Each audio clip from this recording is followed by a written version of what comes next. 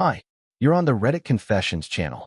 What you're about to hear is what happened when my wife decided to spend the night at her ex's party, just to make a point. She got her point across, but she wasn't ready for mine. Let's start with the door slam. Not the quiet kind. The kind that makes the picture frames tremble and the neighbors glance at their peepholes. She didn't even look back. Just muttered, "Grow up, Milo," and stormed off in heels that echoed down the hallway like a countdown. All because I had asked a simple question. Why him? She knew exactly who I meant. Cody, her ex. He's just a friend, guy who somehow still had an open invitation to her world, even years after they broke up. The one who sends, "Haha, remember this," messages at 1 a.m. Apparently, he was having a party. A low-key get-together, she said, like that made it better. And she wanted to go. Alone. "I'm going," she announced the night before, like she was stating the weather. "You can sulk or deal with it." I chose the third option. I watched her leave. She took her time getting ready. Too much time. Lip gloss. Highlighter. The necklace I bought her last Christmas. The one she said was too much, but suddenly decided to wear to Cody's. The air in the apartment was still buzzing after she left, like her absence had volume. I stood there, staring at the door, holding the empty wine glass she left on the counter. Her lipstick still on the rim. My pride still in my throat. By midnight, I was pacing. By 1:30 a.m., I had turned off all the lights and sat in the dark. I didn't even want to check her location. But of course I did. Still at Cody's. Still choosing someone else's company over mine. I didn't sleep. The sun was already coming up when I heard the key in the lock. Birds chirping. My stomach twisting. She walked in like she forgot something. Hair messy. Jacket half zipped. Her eyes widened when she saw me sitting on the floor. "You're still up?" she asked. No apology. No explanation. Just those 3 words. I didn't answer. I just reached into my hoodie pocket, pulled out my wedding ring, and stood up slowly. "I didn't grow up," I said. "I woke up." Then I placed the ring on the hallway table, the same table where she kept her perfume and Polaroids from better years, and walked into the bedroom. She followed. Of course she did. But she didn't speak. And that silence? It told me everything. But she hadn't seen what I had planned next. Not even close. It cracked through the hallway, crept under the bedroom door, and wrapped around both of us like a question no one wanted to answer. I didn't sleep that morning either. I just laid there, staring at the ceiling, pretending I didn't hear the soft clicks of her heels moving through the apartment like she didn't know where to land. She didn't come into the bedroom. She didn't even knock. I waited for something, a word, an apology, a lie, but she just moved around the place like a guest, careful not to disturb the man she used to know. By noon, I got up and made coffee. She was sitting at the kitchen table, scrolling through her phone with that robotic thumb motion people do when they're avoiding the person sitting 3 feet away. I poured 2 cups out of habit, set hers down gently, and sat across from her. She didn't even look up. "Did you sleep well?" I asked. It was a pathetic attempt at normal, a bridge over burning wood. She blinked once, then gave the tiniest shrug. "I crashed on Cody's couch," she said, like that would make me feel better. Like I was supposed to thank her for the honor of hearing that detail. "That's the part you thought I wanted to know?" I said. My voice cracked, and it embarrassed me more than I thought it would. She finally looked at me. Her eyes were tired, maybe even hungover, but not remorseful. "You're blowing this out of proportion." "Am I?" I asked, laughing bitterly. "You disappear overnight to go be with your ex. And I'm the dramatic one?" "It wasn't like that," she said too fast. "Then tell me what it was like." She didn't answer. Her mouth opened slightly, then closed, like she ran out of rehearsed lines. That was when I knew. She didn't just want to hurt me. She didn't care if I broke in the process. I nodded slowly, finished my coffee, and stood up. "You're not going to ask what I did while you were gone?" I asked. She gave a weak sigh. "You folded laundry? Rewatched old movies? Sat here brooding like always?" "No," I said, heading toward the hallway closet. "I packed." She turned sharply in her chair. "What do you mean packed?" I opened the door, pulled out a duffel bag, and dropped it onto the floor. "You're not the only one allowed to surprise someone." She stood now, really watching me. "You're leaving?" I zipped the bag slowly. "I'm not making a scene. I'm not shouting. But yeah, I'm not staying in a place where I'm invisible." "You're being ridiculous." "No," I said calmly. "I've been ridiculous for years. For staying. For believing every time you said he didn't mean anything. For pretending that the sound of your phone buzzing at 1 a.m. wasn't the sound of me losing you, one message at a time. She bit her lip, arms folded now, like she was bracing for a storm. But I wasn't a storm. I was the quiet that comes after one. I'll stay with my brother for a few days, I added, grabbing my keys. Just long enough to remember who I was before I turned into someone waiting for scraps of your affection. Milo, come on. But I was already opening the door. And before I left, I turned one last time. Oh, I said. You should probably water the plant on the windowsill. It's been dead for weeks. Just like this marriage. Then I left. I didn't slam the door. I didn't need to. I thought leaving would feel like a victory, some kind of cleansing. But it didn't. It felt like stepping outside without a coat in the middle of a thunderstorm. I kept waiting for the cold to wake me up, to make me feel strong. Instead, I sat in my brother's spare room surrounded by faded posters of bands we used to love in high school and a leaking air conditioner that buzzed like it hated me personally. My brother, Graham, wasn't the talk about your feelings type. He just tossed me a pillow and said, whatever happened, fix it or forget it. But don't rot in here like a damn avocado. That was his version of emotional support. Still, it was more warmth than I'd felt in my own home in months. Tessa didn't call the first day, or the second. On day 3, I caved. I checked our joint bank account. She'd ordered sushi. For two. The delivery address wasn't our apartment. It was Cody's. My hand froze on the mouse. I stared at the screen like it was lying to me. But there it was. $100 charge. 2 sets of chopsticks. One name on the receipt that wasn't mine. I didn't rage. I didn't throw anything. I just laughed. A hollow, cracked laugh that didn't sound like me. I had spent years building a life where she felt safe, secure, understood. I bent myself backward so many times trying to make sure she never missed excitement. I took her to art shows, even though I didn't get them. I bought her last-minute concert tickets and stood in the crowd, half-deaf, pretending to sing along. I even learned to make her mother's weird lentil stew just so she wouldn't feel homesick during the holidays. And now she was eating overpriced sashimi at her ex's place like she hadn't just blown up the ground beneath our feet. I packed my things in silence. Not the bag from before. This time, everything. Every pair of socks. Every tie she never liked. Every book she rolled her eyes at.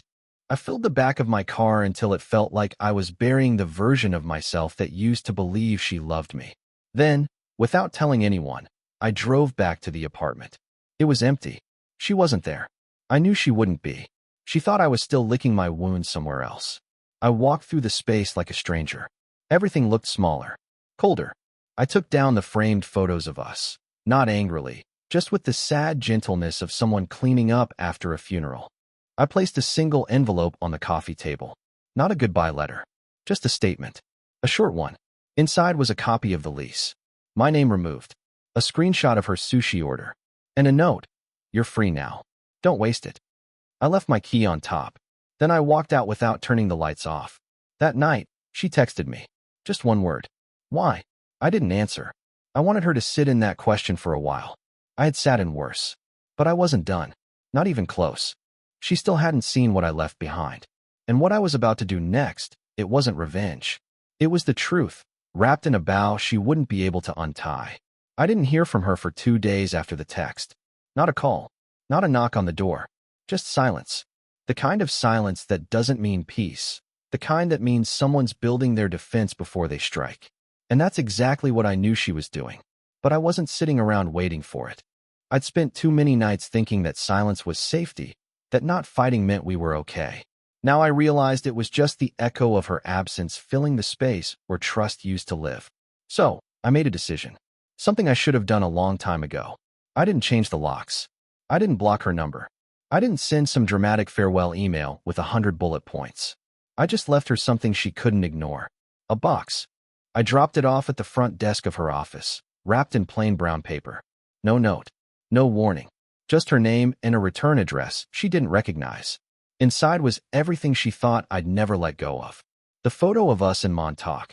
The one she kept by her bedside for years until Cody accidentally spilled wine on it at her birthday. I had it restored, then burned the edges just enough to make it look like it survived a fire. The ring box I had planned to use last year for our vow renewal. Still unopened. Still waiting. And a list. Not handwritten. Typed.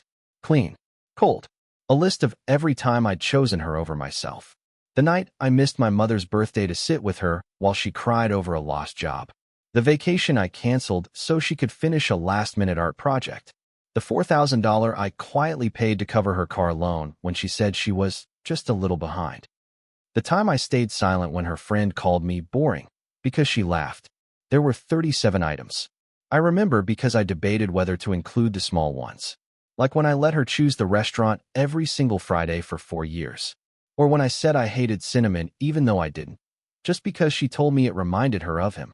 I included them anyway. Because people don't trip over cliffs. They stumble on pebbles. Later that evening, she finally called. I didn't pick up. The sound of her name on my screen felt like static.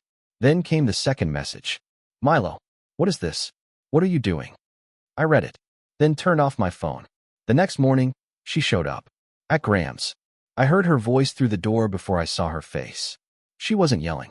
She sounded confused. Panicked. Like she had finally looked into a mirror that wasn't flattering. Please, she said, when I finally opened the door. I don't understand what's happening. I didn't ask her to come in. I didn't touch her. I just stood there. You don't understand? I said, my voice low. I left you a box filled with the version of me you stepped on for years, and you don't understand? Her eyes welled up, and for a second, I almost fell for it again. The way her bottom lip quivered. The way she reached for my hand like she still had the right. But I didn't move. There was never a final straw, Tessa. I continued. Because there was never a strong enough rope to begin with. I built everything on the hope that you'd meet me halfway. But you never even left your side. She said nothing. Just stood there, in the same coat she wore to Cody's party. Same scent. Same face. But she finally looked like a stranger to me. And I finally felt free. But the story doesn't end there. Because she wasn't ready to let go. Not yet. And what she did next proved that even when you think you've seen the worst in someone, there's always another layer. Tessa showed up 3 more times that week. Not with flowers, not with apologies, just with confusion, like she couldn't quite process that I was no longer orbiting around her anymore. Each time, she stood on the porch of my brother's house like someone who'd misplaced their wallet and was waiting for the world to rewind and fix it for them. But the world wasn't spinning for her anymore. Not mine, at least. The 4th visit was different. She looked calmer. Intentional. Like she had finally rehearsed what to say. She even smiled when I opened the door, like none of this was real, like we were just having a silly fight, and she'd come to wrap it all up in a neat bow. I didn't speak. I waited. She stepped forward and held out her hand. There was an envelope in it. I need you to read this, she said quietly. Please. It was her handwriting. I recognized the loops, the half-crossed T's. I didn't open it. Not there. I told her I'd read it when I was ready. She nodded like that meant something. Then she left. I stood there with the envelope for 10 minutes. I should have known better than to hope. I sat on the edge of the guest bed and unfolded it. For pages. Front and back. The first sentence hit harder than I expected. I didn't go to Cody's party just to reconnect. I went there to punish you. She admitted it. Every word after that twisted the knife deeper. She talked about how small she had felt in our marriage. How she wanted more chaos. More color. How I had become too safe. Too soft. She didn't use the word boring, but she didn't need to. Then came the part one didn't expect. The admission. They hadn't just talked. She and Cody had kissed. She said it happened late. She was drunk. She regretted it immediately. I stared at those words, printed in blue ink like they were supposed to sound human. I wanted to feel angry, to burn the letter, to storm out and scream something final. But all I felt was tired. I folded the pages back up, not because I respected them, but because I didn't want to see them anymore. The next day, I sent her a message. One line. Thank you for your honesty. No threats. No follow-ups. Just that. She responded almost instantly. That's it? And for the first time in this entire saga, I realized how deeply she still believed she had power over the ending. That I wouldn't close the door unless she gave me permission. That night, I decided to do something permanent. Not out of spite. Out of survival. I posted a listing. Our apartment. Fully furnished. No sentimental strings attached. I included photos of the space we shared. The wine-stained rug. The plant that had finally collapsed into dust. The framed art she made during our second year. The one I always pretended to understand. It went viral within a few hours. I hadn't expected that. Maybe it was the title that drew people in. For sale, the home I loved alone. Hundreds of comments. People sharing their own stories of loss, betrayal, numbness. I read every single one. And that's when I realized something strange. I wasn't alone in my pain, but I was finally alone in my life. And that didn't feel like a tragedy anymore. What happened next? That came from her. Because Tessa wasn't done. She had one more twist to play. And it started with a knock on my brother's door. Not from her, but from someone I hadn't seen in over a decade. The knock came just after 8 p.m., when the sky outside was bruised with orange and the cicadas had started their nightly buzzing. I wasn't expecting anyone. Graham was out. The street was quiet. I almost didn't open the door, but something told me to. The man standing there wasn't anyone I had seen in years. Not since college. His hair was longer now, streaked with gray, but his smirk hadn't changed. As soon as I saw it, my stomach dropped. "Hey," he said casually, like we were bumping into each other at a coffee shop. "Didn't think you'd still be in the city." I stared at him, heart thudding, already guessing why he was here. "Eli," I finally managed. "What are you doing here?" He looked past me, into the house. "Tessa told me you might be staying here. Mind if I come in?" Tessa told him. That sentence made the hairs on my arms rise. I didn't move. "What do you want?" He shifted uncomfortably, glanced down at his hands. "She asked me to find you. Said she needed someone who could get through." "Get through what?" I asked. He paused for a long beat. "To the version of you that didn't hate her." I let out a short, bitter laugh. "Yeah, well, she might have asked the wrong guy." He held up a small package. Nothing big. A cardboard box, no label. "She said this was the last thing. Then she'll stop." I didn't take it right away. I didn't want to give her the satisfaction of still being able to pull strings through other people. But curiosity is a disease, and mine was terminal. I grabbed it, shut the door without saying another word, and carried it to the kitchen table like it was ticking. Inside was a flash drive. That was it. No note. No instructions. No, I'm sorry. Just plastic and silence. I stared at it for hours. I knew what it was. Had to be. A recording. A confession. Maybe some dramatic attempt to rewrite the ending in her favor. I didn't want to plug it in. But I did. The video was dim. Shot in our old bedroom. She was sitting on the edge of the bed, wearing that same black sweater she used to sleep in during winter. Her eyes were red. "I know you don't owe me anything," she started. "And I know what I did can't be undone. But I need you to know the truth. The whole truth. About that night. And about before it." She went on to explain things I hadn't expected. She admitted the kiss wasn't the only line crossed. She and Cody had reconnected months ago, not physically, she said, but emotionally. Texts, calls, late-night chats where they vented about their lives, their regrets. She said it started because she missed who she used to be, but it ended because she realized she never actually liked the person Cody brought out in her. "I hurt you because I was hurting myself," she said. "And I hated that you were kind, that you were patient, because it made me feel small." That line hit me the hardest, because I always thought my softness was the thing that made me unlovable. But she saw it too, and instead of protecting it, she tore it apart.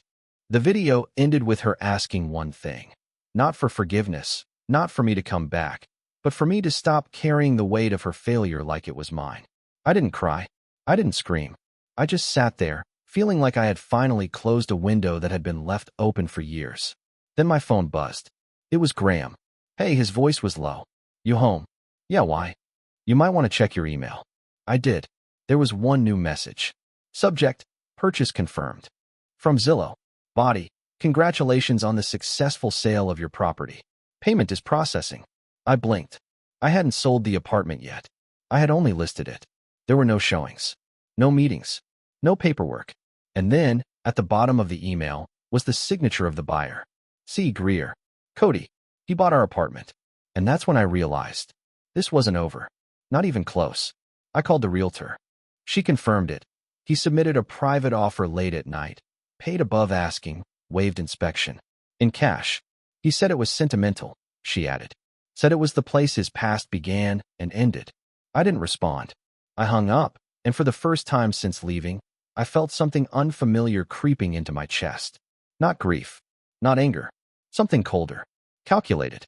I drove back to the apartment complex on a Friday afternoon. The sky was soft and gray. I parked down the block so no one would see me. I wasn't there to take anything back. I was there to leave something behind. I walked straight into the building like I still lived there. My keycard hadn't been deactivated yet. The unit door was unlocked. Of course it was. Cody probably assumed the place was his now, his prize. But when I walked in, the space was still untouched. Furniture where I left it. My books on the shelf. Our photos on the hallway table. He hadn't moved in. Not yet. He bought it to haunt me. Good. I stood in the living room for a few minutes, breathing in the last of what used to be mine. Then I reached into my coat and pulled out the folder I had prepared. It wasn't a bombshell. Not scandal. Not threats. Just transparency. Inside were printed transcripts of every message between Tessa and Cody I had found after she left her email open one night months ago. Messages she thought she deleted. The timing. The mocking. The insults. I highlighted each one. The part where Cody referred to me as Mr. Beige. The one where Tessa said, "He'll probably thank me for ruining his life. He thanks me for everything else." And the one where Cody joked about seeing if I'd cry if they made it official in my apartment. That folder didn't belong to me anymore. It belonged to the apartment. To the walls that had heard everything and said nothing. I left it on the kitchen counter. And next to it, I placed something else. A frame. A photo from our wedding. Just me. Cropped. Alone. On the back, I had written, "Welcome home. You earned it." I walked out and didn't look back. By the time I got home, I had a message. Not from Tessa. Not from Cody. From the building manager. "Hey Milo, just a heads up, the new owner was here. He found your folder. Seemed rattled. Said he didn't realize what he was walking into." That was the thing about buying someone's history. You never know what memories come free with purchase. But just when I thought I had finally closed the door, I got an alert. My name. Tagged in a post. Public. From Tessa. A long caption. A photo of the empty apartment. And just 4 words. He left me speechless. But not in the way she meant. And people believed her. They started messaging me. Sympathy. Confusion. Some even hate. I realized then, her final move wasn't Cody. It was the story she was telling. And I had one last chance to rewrite the ending. I didn't react right away to Tessa's post. I read every word. Every carefully placed sentence meant to make her look like the heartbroken one, and me like the cold, distant man who disappeared without warning. She played the part perfectly, down to the grainy photo of the apartment and a caption that made it sound like I had walked out with no explanation. It had hundreds of likes within an hour, comments filled with sympathy, strangers saying she deserved better, some even calling me a coward. And for a moment, I almost let it slide, because I was tired. I was drained from carrying the weight of a woman who loved attention more than she ever loved truth. But then I remembered something. I wasn't silent because I was weak. I was silent because I thought she'd at least keep what happened between us sacred. She didn't. So I opened my laptop. And I wrote. And at the end, I wrote something that surprised even me. You can't win a story that was never yours to tell. I clicked post. It spread fast. Faster than hers. People started connecting the dots. The timelines, the screenshots, the contradictions. And while I didn't get applause or revenge or justice, I got something better. Silence. She deleted her post. And Cody? He put the apartment back on the market 2 weeks later. Maybe he couldn't sleep in a place built on ghosts and guilt. Maybe the folder did its job. Either way, I never heard from him again. I moved cities a month later. Nothing dramatic, just far enough that the air felt new. I found a small place near the water. No shared closets. No haunted rugs. Just space to breathe. And that was enough. Thanks for listening. Now it's your turn. Drop a comment below and share a moment in history or your life when the truth changed everything. We'd love to read it. This is Reddit Confessions, where the endings may hurt, but the healing always begins with the truth.